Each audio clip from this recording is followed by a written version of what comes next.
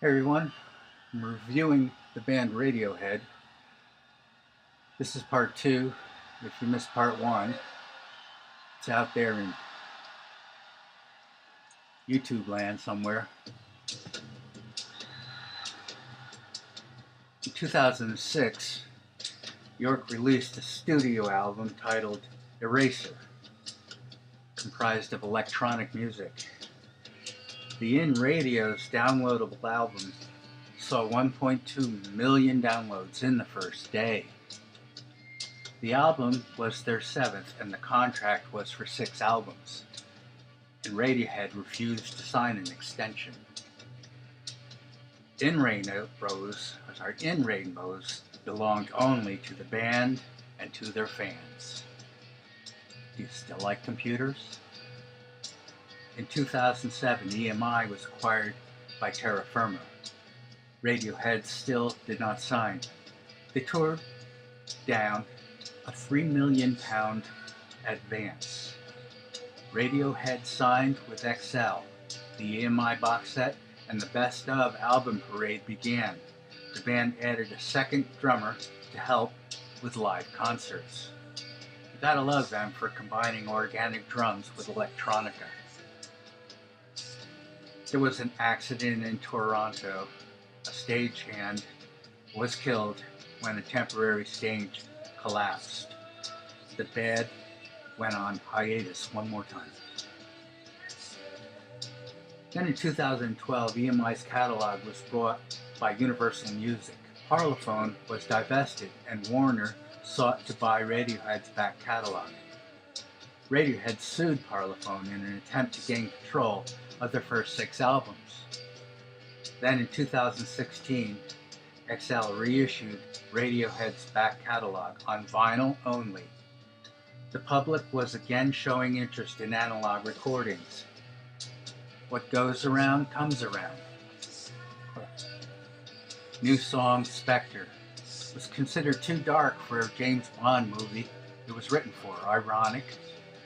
Makes you think that this is all publicity.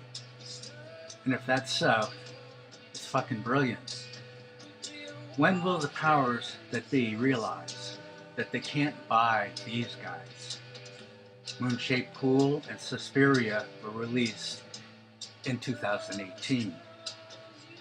Going back again to 93, Pablo Honey, I think they just like Picasso. But this album is no less a masterpiece. From the first song, You, the group has it, that unmistakable quality where you just know you have something very, very special. How do you know? How Do You is more punk than grunge. Stop Whispering and Anyone Can Play Guitar are anthems of angst. Lurgy the Minotaur, Creep was in the right place at the right time. Radiohead came out of nowhere and ended up somewhere. Very somewhere. 95, The Bends, brilliant, brilliant, brilliant. The band almost killed themselves to top Pablo. Iron Lung was dedicated to the memory of late comedian Bill Hicks. This and many other songs were riddled with depression, so much so that the media thought that York was about to pull a Kurt Cobain. As usual, they misinterpreted. 97, OK Computer, influenced by Miles Davis and Noam Chomsky. First song, Airbag, referenced the Tibetan Book of the Dead. Third album, I've yet to hear a song that I don't like from this band. I don't just say that about bands. Big fame is deserved. 2000, Kid A. Well, electronic music, which I don't generally like, but I like Gary Newman, and I like this. In 2000s, we were thinking that global warming was a done deal. The sleeve was about Arctic ice and fires. 2001, Amnesiac, Pyramid Song, and Knives Out were singles.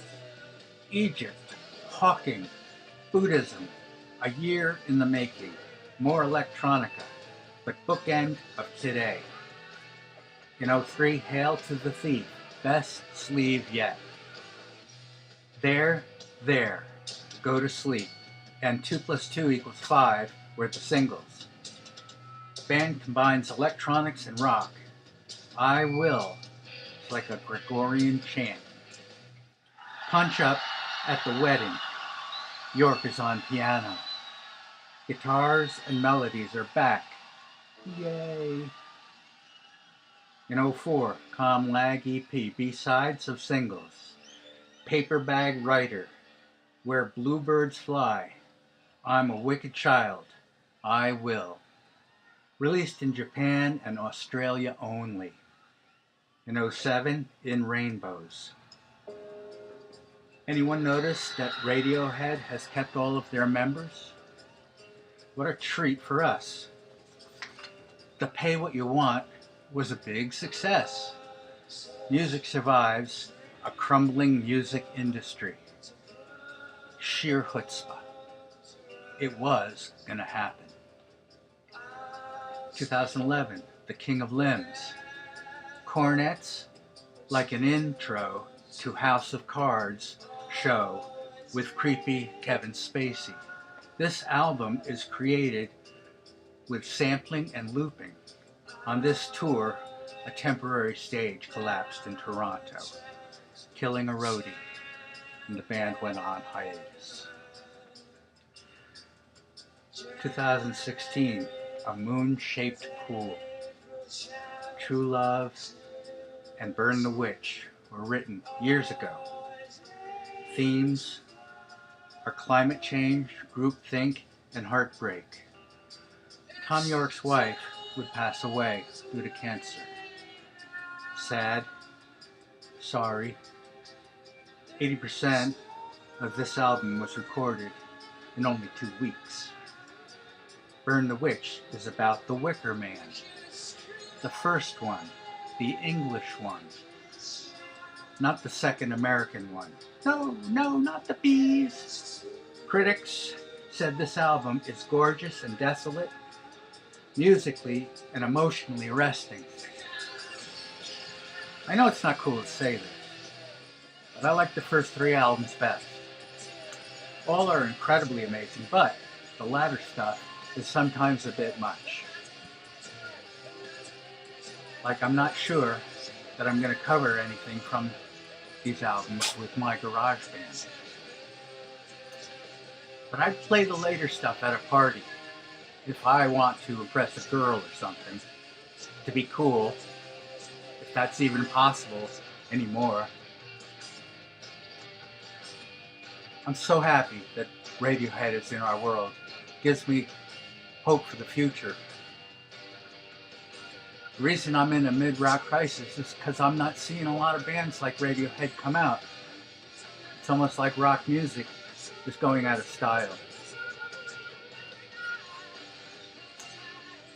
Maybe I'm just seeing it that way. But I'm not ready to give up. I know you're not ready to give up. I'll see you at the shows. Thanks, everyone.